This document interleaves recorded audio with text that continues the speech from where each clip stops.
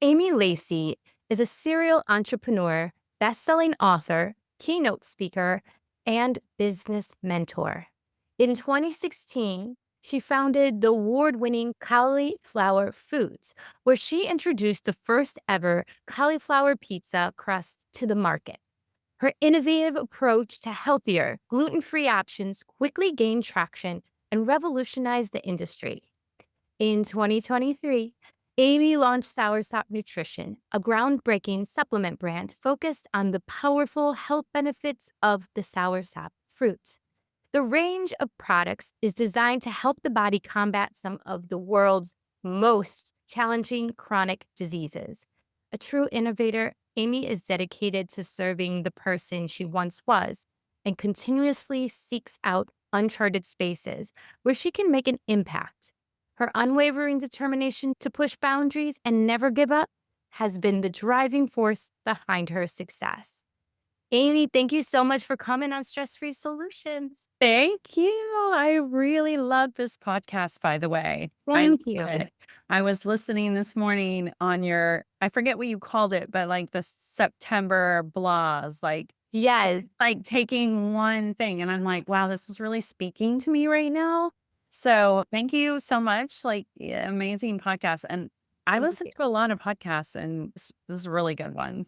I really appreciate it. I love talking about things I'm going through because as entrepreneurs, especially, it's always changing, right? Like Yeah. every day is different and we have to navigate how we manage stress, how we use supplements. We have to figure out different ways to support us through different seasons of life. Yeah, and I love how you talked about, and I'm not sure if it was on that particular episode or a different episode. I think it was on a different one about just being authentic.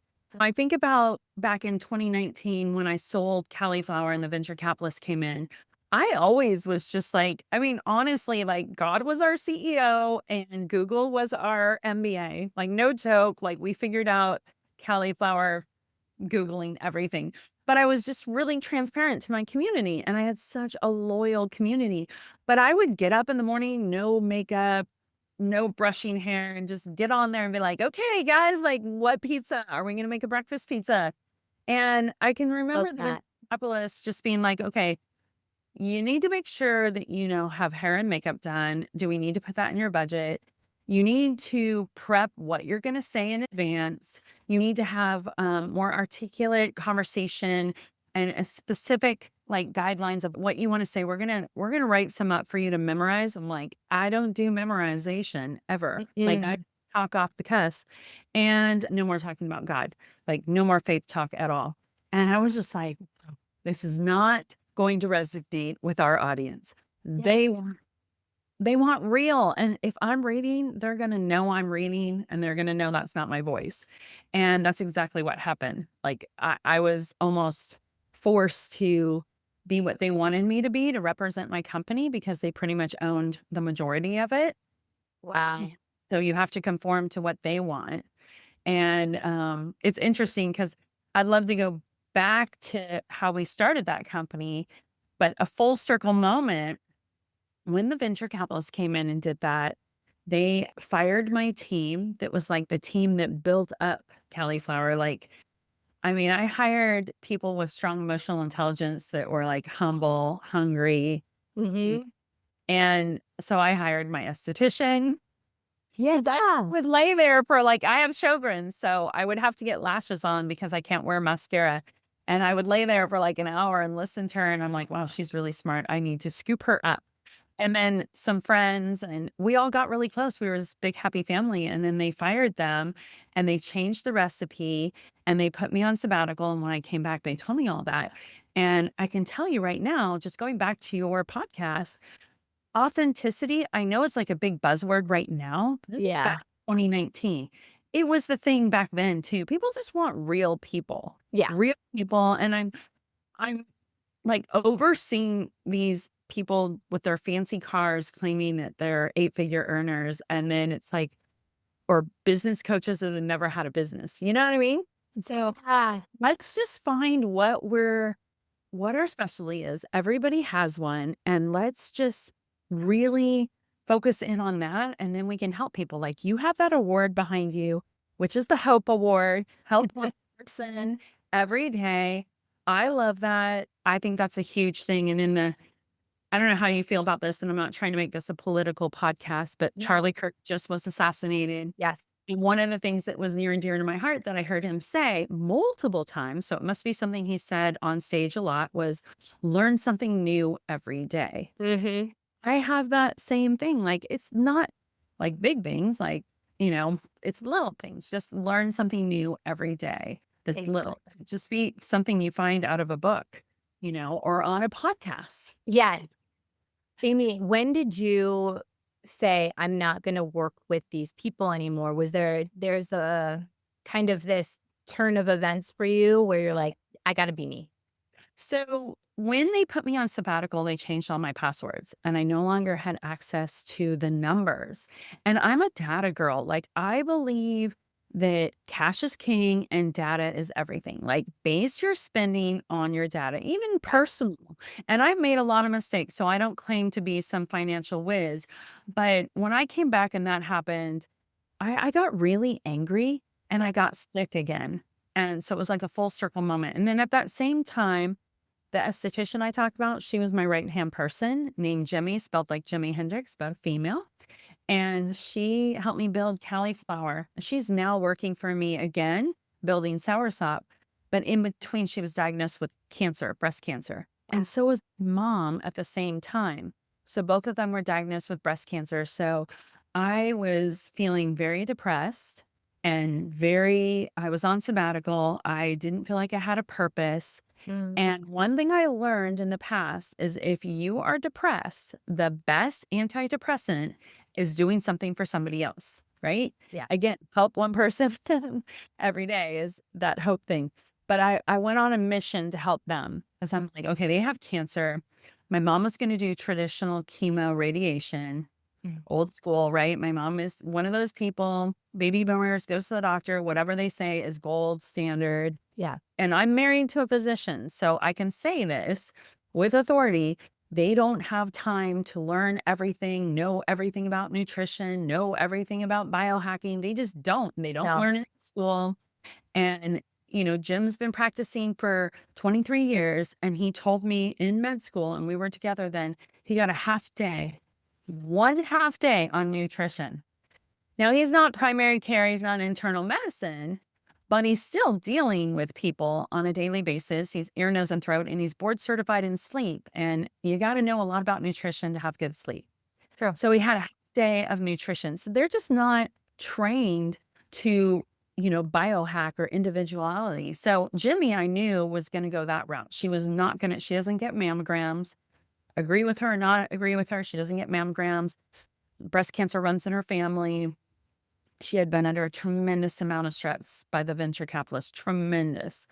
And, it's to go from like this great family where we had like book clubs and we went to events and I poured into my team to these like really strict guidelines and, everything was about the margins and the bottom line. And that's just venture capitalists in general.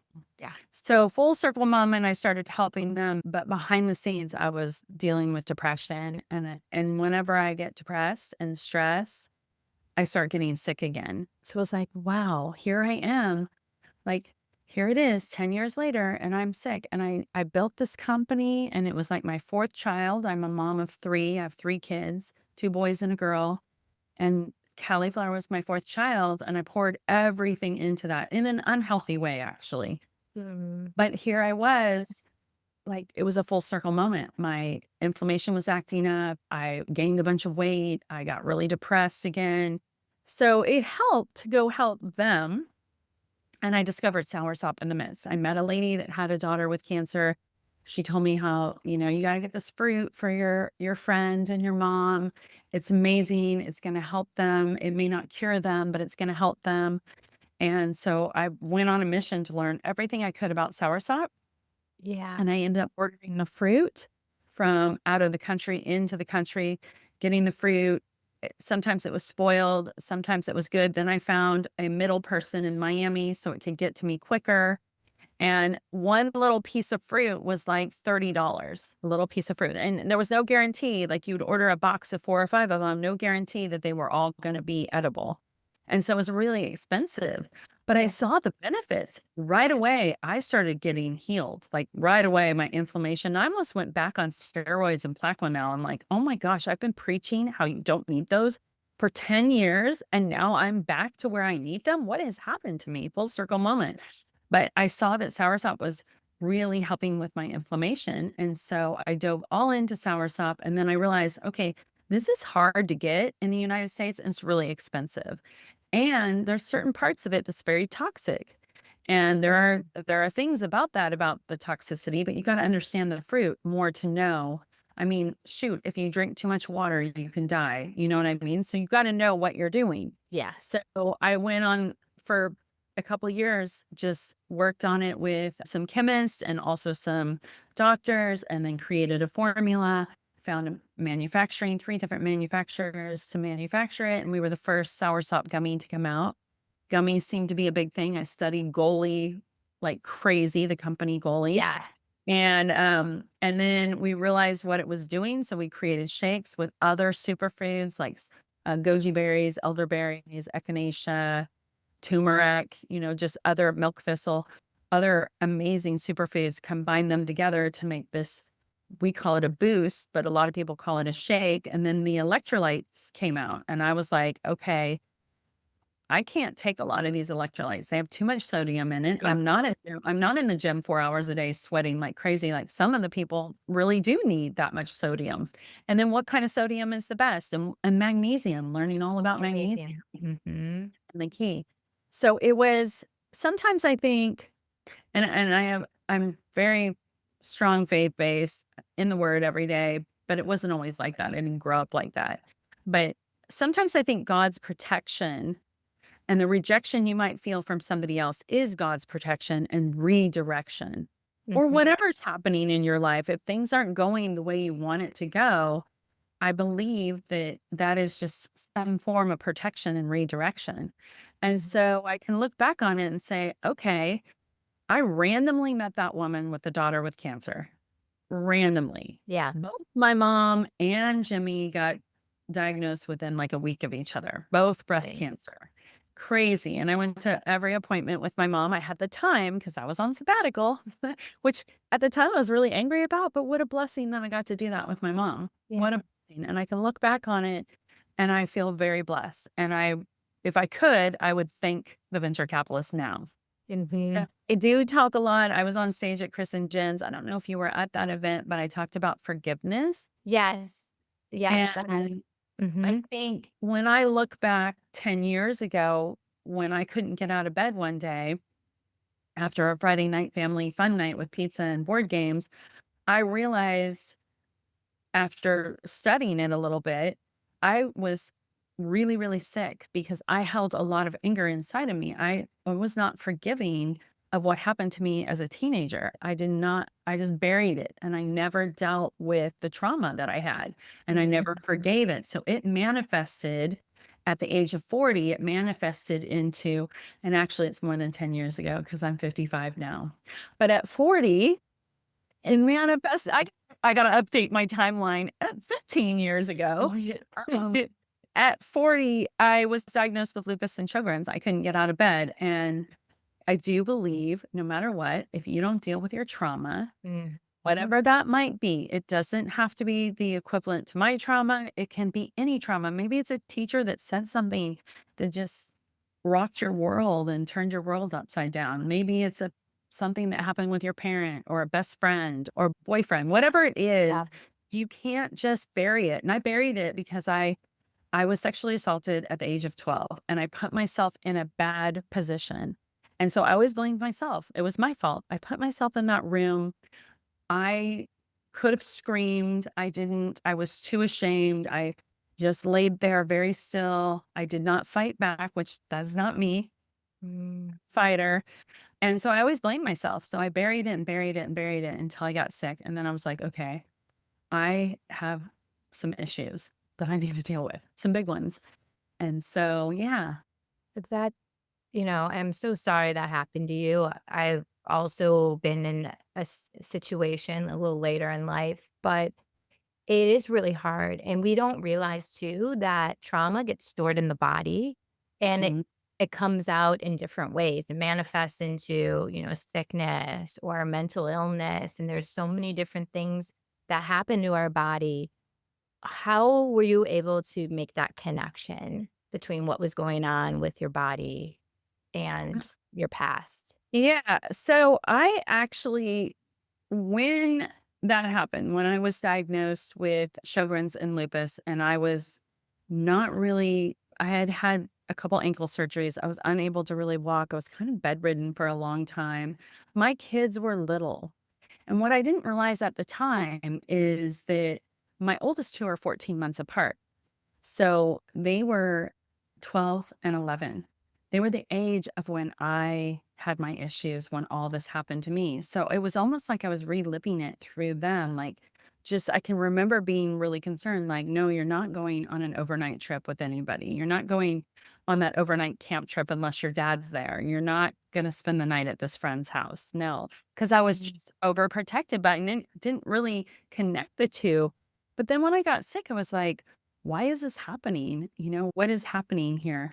And truth be told, I got really, really depressed. So I went into counseling and I had somebody that connected the two. Even in counseling, I didn't share everything that I had been through.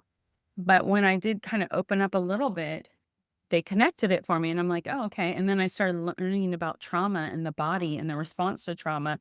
And also learning about what happens when you can't forgive, Mm. when you hold that in and you don't forgive. Forgiveness isn't for the other person, it's for yourself. Oh, mhm. Yeah, and I had to forgive. And you want to know a crazy thing? I don't ever share this, but I'll share it with you. My when I was going through forgiveness, I wanted to find the person that did that to me. So I was 12, he was 22. I remember his name. I remember him very, very clearly. I actually found him on Facebook. Now, prior to finding him, I don't remember a lot of my dreams, but sometimes I would have this nightmare.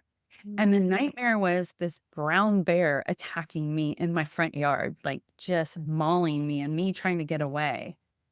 Creepy thing, when I found him on Facebook, his Facebook profile page was a brown bear. Whoa. Yeah, I had total goosebumps. I was in the middle of doing some hardcore counseling. I was doing EMDR and I had to do EMDR through that because that freaked me out because here I've been having this dream and his profile picture is like the bear in my dream. Yet I had never seen his profile picture before. So creepy. So That's weird. really creepy. That Yeah. is. But I forgave him. He's married with kids. I didn't reach out to him. I just forgave him in my heart. And I forgave myself because I'm like, you were 12 years old. You didn't know any better. And yeah, maybe you should have screamed. Your friends were in the other room, but you were embarrassed. You didn't want them to know. You didn't want to be considered, at that age, you're in junior high and you don't want to be called any kind of names because Mhm. and you know how that kind of stuff spreads. So I was like, I'm not, I'm keeping this quiet. Mhm. And it was a horrific, horrible experience. And that whole time during that time was a horrible time in my life. And I ended up in foster care for a little bit. And then I went to live on a farm with my aunt and uncle. And that really like saved my life. But I Mhm. look back on those experiences and I think, I'm not a quitter, and that's why my businesses thrive, and eventually I go through exits because there are a lot of times I talked about the 5 Ps of my business. One of them is perseverance. There's a lot of Yeah. times when I wanna quit, and I've gotta just keep going forward, and as long as you keep going forward, even when the most horrific things happen, you're out of money, you have no money, you gotta pay all these bills, whatever it is, your product, your manufacturer is going under, whatever it is that you're going through. Keep going. Every day is a different day. Keep moving forward. So Eventually, it turns around when you don't give up. that's so true. That's so true. So when you went and decided to start on your own gluten-free adventure with cauliflower, like, what made you decide to go the cauliflower route? Because at that Okay. time, we heard about cauliflower, it was a disruptor, but you completely blew it out of the water, making it a pizza. So really there was nothing in the grocery stores but the head of cauliflower at the time. Yeah. So what happened was I'm a mom, I've been married for 27 years. I already said that, I'm mom of 3. Because I grew up with a single mom and then the other things happened, I always was like, when I have a family, I'm going to cherish that and I'm going to set up little routines and I'm going to have special times. And so this Friday family fun night was pizza and board games or pizza and movies. And the pizza was always like Domino's or Round Table. We lived in Northern California. It was and I could see that I would feel inflamed the next day, and sometimes I would feel pain or what have you, but nothing like the one day where I couldn't get out of bed after Right. it was Saturday morning. It happened to be on Halloween, actually, Halloween morning. But I had met with a trainer who said, because the doctors had me on Plaquenil, which was the drug everyone talked about during COVID, Mm. and steroids. And if anybody's been on steroids for any length of time, it makes you crazy. Like you can't sleep. It makes you crazy. So I was on those and my goal was to try to get off of them because I felt like the side effects, like Plaquenil, you got to get your eyes checked. And I think it damaged my eyes. But I met with this trainer and he's like, let's do an elimination diet. And I eliminated everything and slowly added things in, and I realized, okay, I gotta go gluten-free, grain-free. Grain-free is, everything like gluten-free. At that time, there was Udi's, which was gluten-free, but oh Yeah. my god, you talk about inflammation, it was 10 times worse. So I did this gluten-free, grain-free, but I wanted to bring back that tradition that I had created that Friday family fun night because at this point I wasn't eating pizza with them, and it sounds silly, but it was a big deal to me. So I looked online and I found a Rachel Ray recipe and I copied it and made it. It fell apart many times. And then I finally perfected it. And actually, my daughter helped me. She's like, Mom, let's use the juicer to get the liquid out. Love it. And yeah, when we owned our manufacturing company, we had like tall juicers that we used. We continue to use that process because we use fresh cauliflower, unlike my competitors who were using powdered and pureed. We were using the fresh heads of cauliflower, which made it really expensive too. And what happened was I took it to farmers market. It's just a way to get my older 2 kids out there talking to adults and earn some money. It was Yeah. never meant to be a business. It was just to serve me, to help me. But as I was at farmers market, I was meeting people that were diabetics that were like, "Oh, I can eat this." Or keto people. Keto was a big deal then. Well, starting to be a big deal. Or the Atkins people. I started meeting all these people that were like looking for weight loss or like I said, the diabetes, and then people that could relate to me with the lupus. And so I was like, "Oh, there's a real need for this." And so I had had experience in the past with e-commerce. I had a couple e-commerce businesses, one that I actually exited. And I'm like, "Oh, it's fully baked. I'm gonna stick this on e-com and on online." And it really didn't do anything. And actually, I had gone through all of our savings. We were remodeling our house. We had bought this house out of foreclosure and we needed to remodel. We need to add a garage actually. And the garage money went into the cauliflower pizza crust. The margins were outrageously high. I had a couple local stores pick me up in our hometown. They were selling out before I could make it fast enough. So I'm like, I got to get in an industrial kitchen. I got to expand on this. But I depleted all of our funds. And I can remember, and I tell this story all the time, it was the first time I'd ever got on my hands and knees and prayed, like, "God, can you please shut this business down?" Like, my ego isn't gonna let me shut it down, and I've gone through all our money. I can't go into our investment account. I'm probably gonna end up divorced if I do. Nobody really believed in it either. My family and stuff, they were like, "Why are you excuse me, why are you doing this? Like, why? Jim makes plenty of money. Why are you doing this? I'm like, well, it's helping me and I love to help others. So they're like, yeah, but it's costing you so much money and the margins are terrible. And what's the purpose? Just make it for yourself. Anyways, long story short, I got on my hands and knees and I was praying. I'm like, God, just shut this business down. Like, I can't do it. The ego is there. Like, the people love it. I just can't. You got to shut it down for me. And he had different plans. That night, I had a dream about sharing one of our customers that we were sending product to. She lived about an hour and a half away. She was a single mom, near and dear to my heart, single moms. So her daughter, Kenzie, she's a single mom of 4 kids. Her daughter, Kenzie, was the youngest one, was diagnosed with nonverbal autism. And the doctor put her on a low carb diet. So she's like, hey, your pizza crusts are low carb. Kenzie loves pizza crust. Can you send us some? So we ended up sending her some for like 7 months. And I went up there to visit her one day, not knowing, the results of what she had been doing. And when she opened the door, Jessie was the mom. I about fell over because Jessie lost 100 pounds eating low carb, eating our pizza like twice a day. And then Kenzie ran up, hugged my leg, and said, thank you. And she was talking. So it was like this huge moment. So we took pictures. And Wow. so fast forward, when I'm on my hands and knees and praying, I go to bed that night and I get this clear dream, share Jessie's story.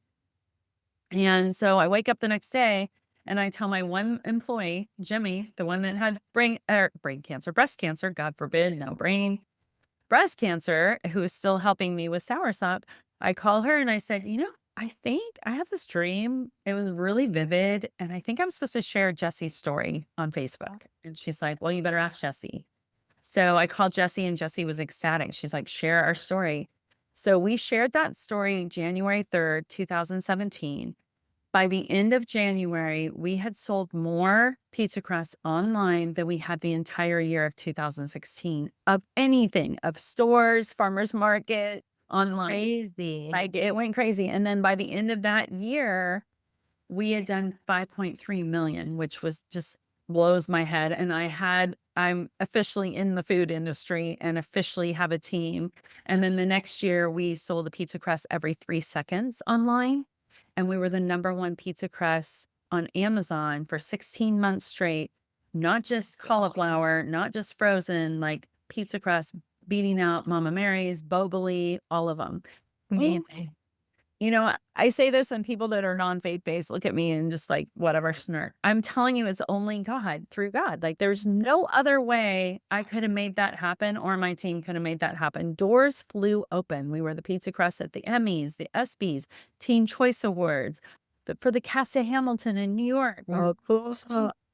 I mean, cool things were opening left and right, Yeah. putting us on the map. And it was an amazing experience. And I wrote a cookbook with the recipe in it, and Abrams Publishing picked me up, and it was a 6-figure book deal. And it just, like, one thing after another happened, and it was only because of God. And it all started with just serving the person I once was, that sick person, and trying to pay it forward and never, ever thinking that it was going to blow up. I didn't have a business plan for it.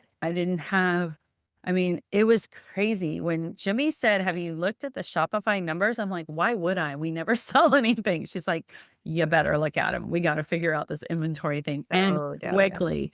Yeah, we went from Yeah. selling like maybe $400 a month to $4,000 a day. Like, we were just going crazy.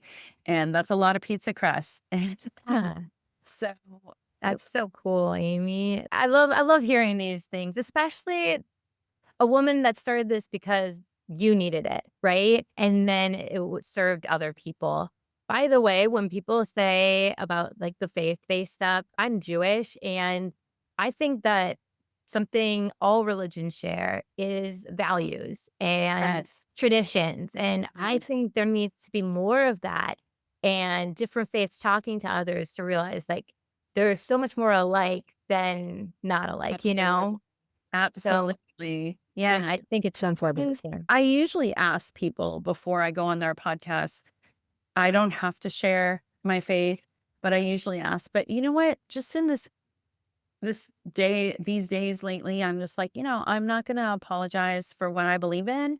And I don't judge anybody ever. Yeah. Like, I don't, any religion, I don't judge. I don't think because they're not maybe thinking the same way I do that there's something wrong with them. I just don't think that way. Mhm. Like to read the stories in the Bible that like the woman that was, with multiple men, or, there's all these broken people that, were helped. And I just think that, and we're accepted and not judged. And so, Mhm. anyways, I'm going off on a tangent, but Yeah, I I agree with you. appreciate, yeah, I Good. appreciate you letting me share that story because truth be told, like that's exactly what happened. And then we were off to the races. And I got to tell you, when I wanted to go into grocery, I got no all the time because people are like, cauliflower, nobody even buys the vegetable. It's not popular. It's the last veggie standing on a veggie tray at a party. Like, are you kidding? Pizza crust? Nobody's going to eat that.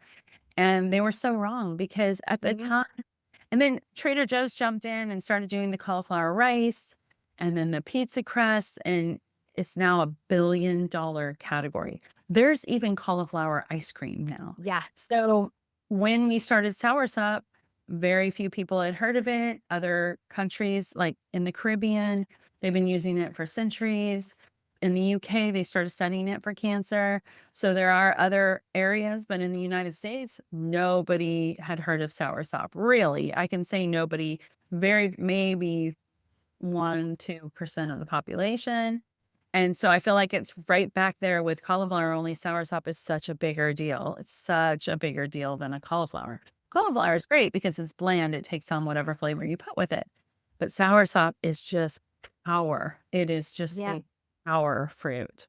So, Now you mentioned about financial strain that you had at the very beginning, and I know as entrepreneurs definitely have experienced there's ebbs and flows, but mhm. you kinda need to be resilient, and I'm just wondering for those out there that are a little hesitant to start their business but have a fabulous idea like you, what advice would you give entrepreneurs to protect both their business and their peace? Yeah, so it's interesting because I think Hormozy said this, that the most expensive real estate is the cemetery because everybody's buried there with their ideas. I think, I'm not gonna lie, it's hard to balance peace when you're just getting started. Yeah. You're gonna have to set some boundaries, but during COVID is a great example. During COVID, I started a business called Brick and Mortar to Click and Order, which was teaching these brick and mortar businesses that weren't successful because of COVID to go online.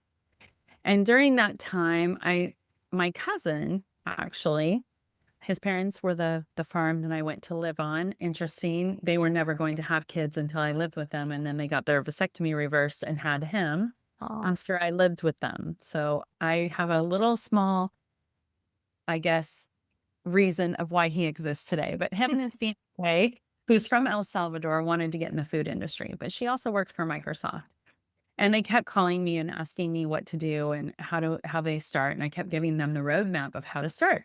She wanted to do a pupusas, frozen, and I gave her the whole thing. And one day she called me and I said, you know what, Cynthia, right now you have a hobby.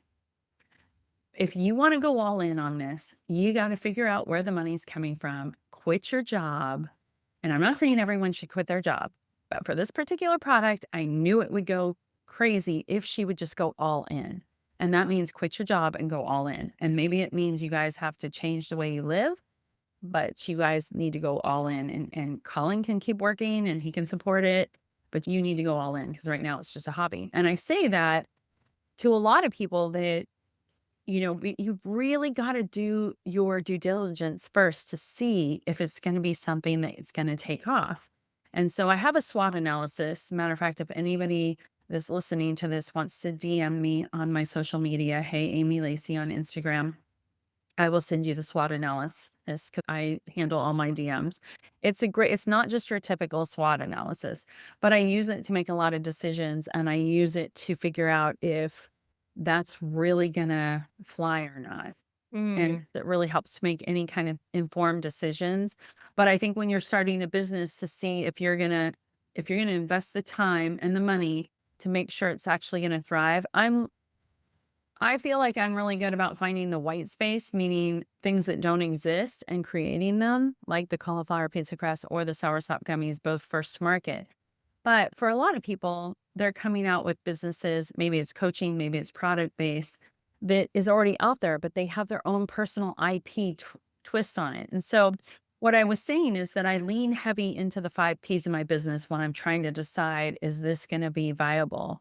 And I often tell people to lean into these for your peace. And peace is not one of the 5 P's.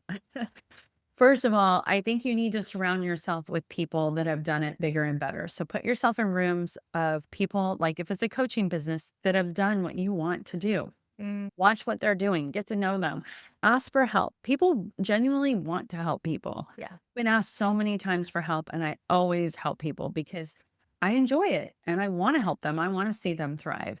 Okay, so surrounding yourself with people that have done it bigger and better. And then also make sure you invest in yourself. So join a mastermind. It's a great way to bounce ideas off people. So, people, passion. You hear a lot of entrepreneurs, especially on Instagram, especially lately, and I'm not going to call her out. She's very well respected. Okay, Cody Sanchez, who talks about buying businesses from the baby boomers. All right. Yeah, true. You can go all in and buy a bunch of baby boomer businesses that are going out. I get that. But you got to have somebody to manage them, because if you're the one managing them and you're not passionate about a laundromat or a gas station, I don't care how much money it makes, it's Mhm. going to suck. Unless you have somebody that you really trust, because I've been embezzled from, they can manage those. So you have your own time and you have that passive income, great.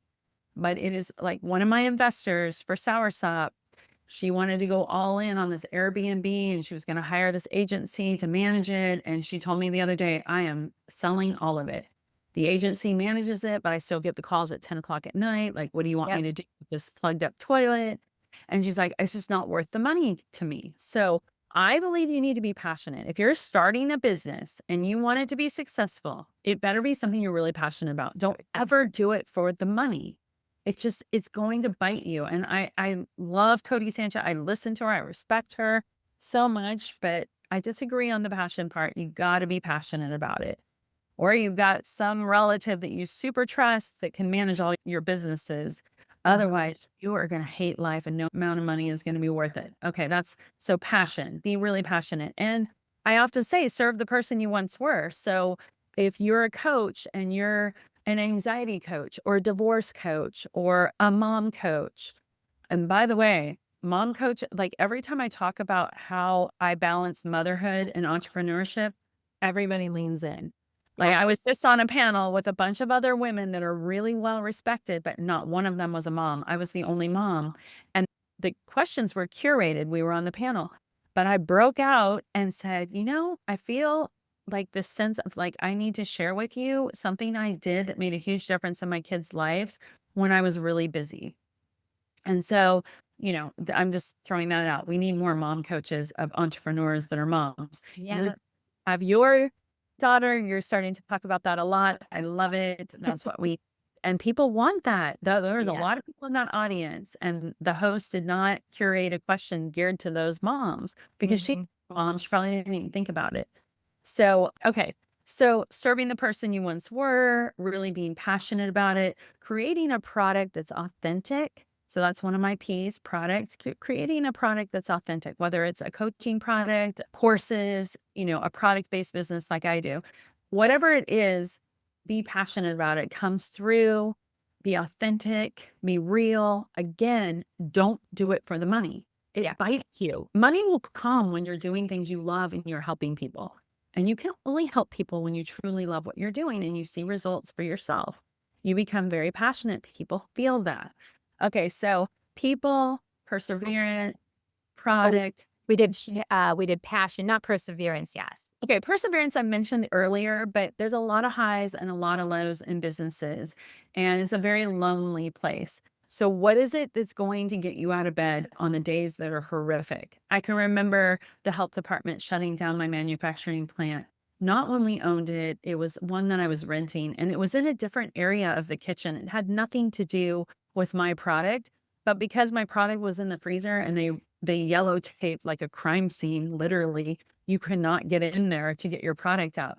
So I had to adjust, and I got, oh, it was terrible. Like a whole weekend where I did not sleep and made product nonstop. And I just remember I don't want to get out of bed. Like I am so exhausted. I don't want to get out of bed. But you've got to figure out what is it that's going to get you out of bed. Mhm. So I lean heavy on the highs. And what's a high for me in my business? It's reading the feedback I get. It's reading the testimonials. It's reading the thank you cards. I read everything that's sent to me. Thank you so much for creating this. I can eat pizza again. Thank you so much. My daughter, my son, this one really hit home, and we ended up like doing a bunch of fundraising for him. And then he was on our social media accounts, but he had brain tumor. This little 6-year-old boy had a brain tumor, and the doctor put him on a low carb diet, and he loved pizza. And today he's thriving. He's doing so well. And his mom loved that we shared his story. But that would get me out of bed. That would, like, Yeah. on a day where it was really bad, I would think, no, I've got to get out of bed for him, if nobody Mhm. else, for him. But so whatever is going to motivate you, it could be, maybe it's something as simple as going for a walk or getting one with nature or journaling like you talked about. Like your journaling is still happening even though you're feeling like you're in a slump in the month of September, you're still journaling. Like whatever it's going to be, you've got to figure that out for yourself because it's individual. For me, it was just like I would get really low, I'd cry and be like, this is not working, we just, oh, there are so many disasters. I cost the company $1 million one day, and I was just like, "Oh my god." I'm, like, so sad, and then I just read those testimonials. I'm like, "Okay, get your big girl panties on, get out and get going, like, Yep. tomorrow's a day." And, ironically, that day I lost that $1 million, we put out a letter, we were authentic, we said we made a mistake, and the sales quadrupled the next week. So it really was a loss of $1 million for that day, that week, but the next week tripled it just from us openly apologizing that we made a mistake. And it was my mistake. I was the final on this packaging thing and I got the macros wrong. I didn't catch it. And then, somebody that counts our macros is like, this is wrong. Are you guys trying to cheat us? That kind of thing. And my team was like, let's blame it on the packaging company. And I'm like, no, we can easily have blamed it on them. But no, the packaging company sent the proofs to me. I was the final person on the proofs. I was very busy. I wasn't paying attention. I didn't double check it. And so 265,000 packages had the wrong macros on it. Not a good day for me. Mm. But You learned a lot. being authentic, going back and reading what I was doing and why I was doing it, people appreciated that. They Mhm. appreciated the honesty, and I never blamed it on somebody else because it was my fault. Even even one of our competitors sent me a message and said, "Classy, good job, great job. Glad you owned it because it could have been easy not to." And the final one is paying it forward. And so I just really believe that you don't pay it forward to get it back in return, but I do believe when you pay it forward, you get it back in return. So even when our businesses were small and not making any money, we were always paying it forward. Just something that was like near and dear to my heart. But later on, when we were making lots of money, I would pick an employee and be like, okay, we're going to give five or $10,000 away this month. What is the charity that you want? And you're going to give them that check. Like it's coming from you. And then we would highlight their charity and highlight them as a person. And it was kind of a reward system. And all of a sudden, my team were like, we don't need our bonuses. We just want more of these charity events, these charity things that we can give. Because a lot of these people, like the guy that did our customer service, he was a worship leader. He didn't make a lot of money at church, and he didn't make a lot of money at Cali'flour either. He was a customer service rep. But for him to be able to give, and I think we did 15,000 that month to his charity is not something he normally would have been able to do. And it's not, this is coming from my boss. This is me giving you 15,000. And so that was really cool. If you can afford to do something like that with your employees, it's a cool experience. But going back to Rachel Ray, one of the things, a full circle moment, we got to be on the Rachel Ray show and give a lady that did a soup kitchen in Colorado $10,000 for her soup kitchen. And it was like, wow, this is the recipe that started it all, that helped me get healthier, helped me have family fun night, pizza and board games again. And now I'm here and we're giving away. And actually, I wasn't the one on Rachel Ray that day. It was one of my employees. We're giving away 10,000 to the soup kitchen in Love it. Colorado. It's a very cool experience. That's amazing. Yeah, so paying it forward, even when I wasn't making any money and we were negative, we were giving $300 a month because I would have done that personally. So I was doing it through the business to the mentoring project, which was dads being mentors to kids without dads, because my dad was an alcoholic drug addict. I didn't have a dad growing up until my mom remarried much later. And so that was near and dear to my heart. Had nothing to do with cauliflower, nothing to do with the food business. But that door opened up. That business was in Nashville. That nonprofit business was in Nashville. Through that business, we got invited to their annual barbecue. Donald Miller was at their annual barbecue. I got to meet him, got to start talking to him. He started telling me he does a story brand workshop. I'm like, okay, well, I have no money, but we did the story brand workshop. And then he invited us out and he gave us kind of a 2-for-1 deal.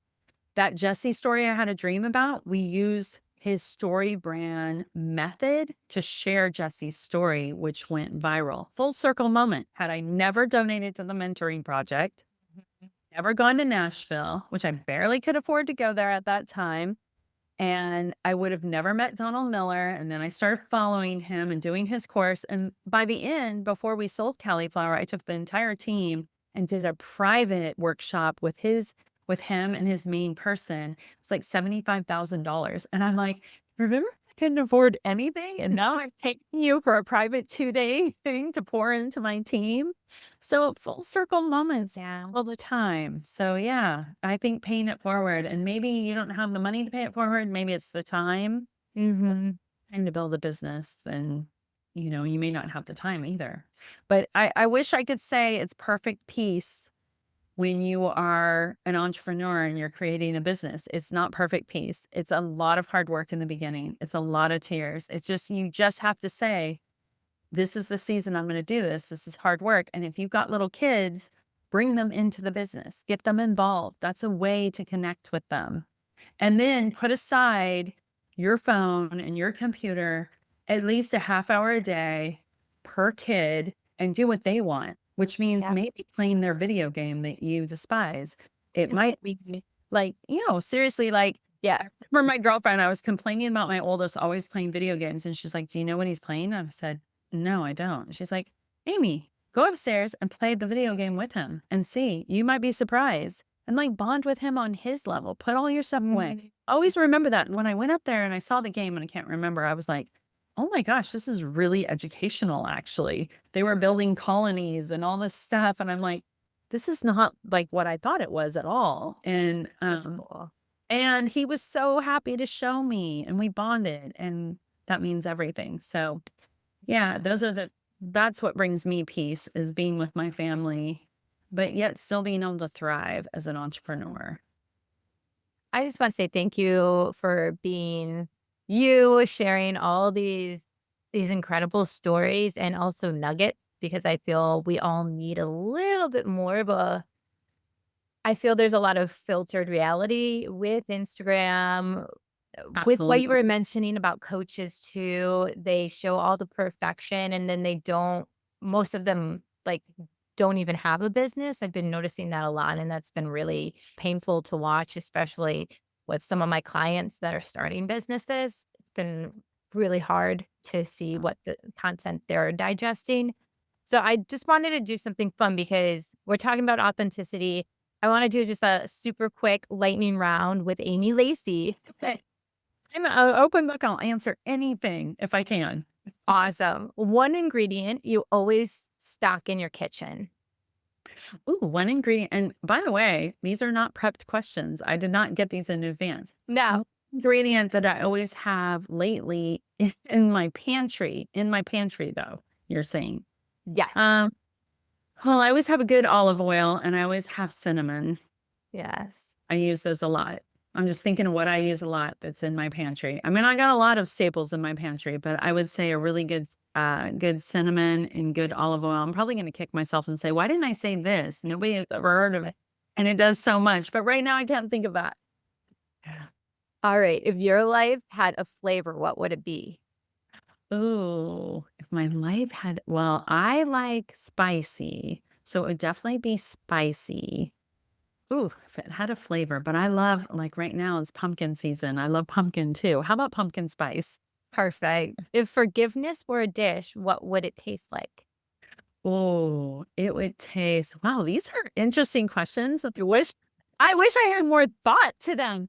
Ooh, well, right off the bat, it just comes to it something sweet and Mhm. creamy and luxurious, just very sweet though, with a lot of love in it.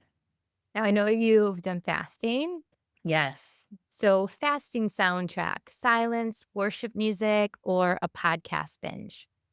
Ooh, all of the above, but it depends on what I'm doing. So I do intermittent fasting on a day-to-day basis. I'm not saying that I always say this. I'm not saying you should do it. It fits for my body. I've tried all kinds of things and I love that. So I will break my fast with one of our shakes, but in the morning is my time where I will do things like I will meditate, I will read, I will drink a lot of water. I don't fast from water. I might even exercise, and it's usually, if I'm fasting, it's usually something simple as like a walk.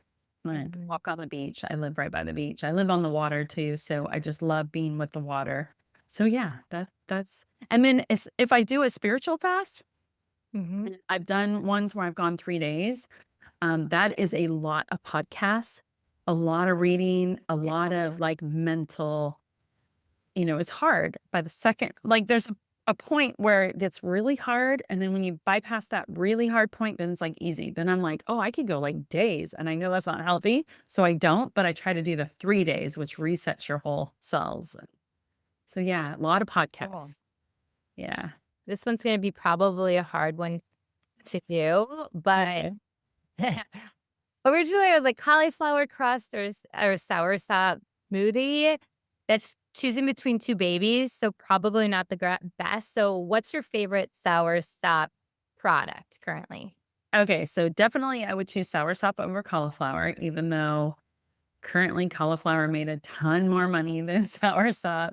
Right now, I am loving, we just launched our skincare, and I'm not saying this because we're just launching it. It's a soft launch. So if you're not on our email list, you wouldn't even know about it. I'm absolutely loving it. I went on a trip as a person with lupus and Sjogren's, you get sunburned easily, and I have sensitive skin already.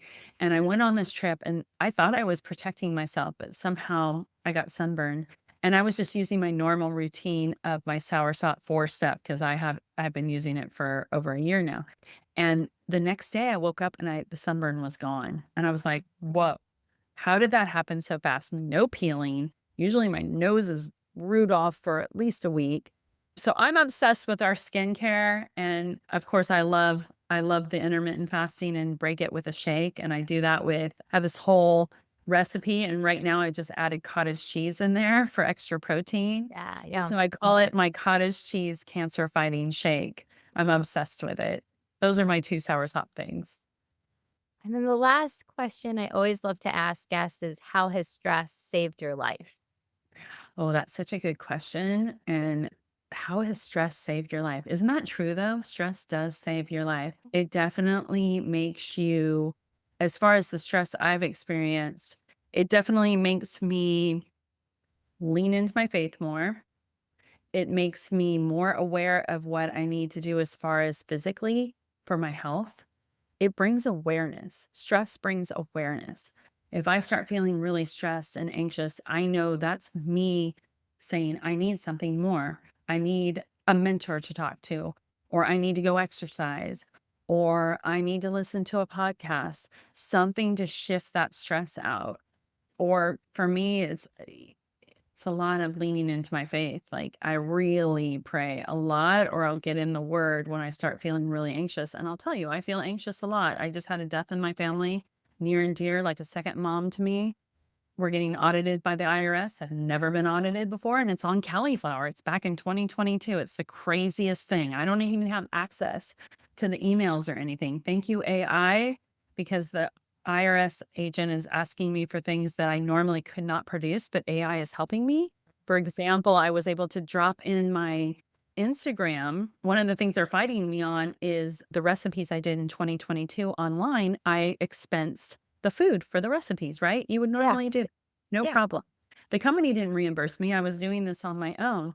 And he wanted a journal of every recipe and every day I worked what I did. And that's back in 2022.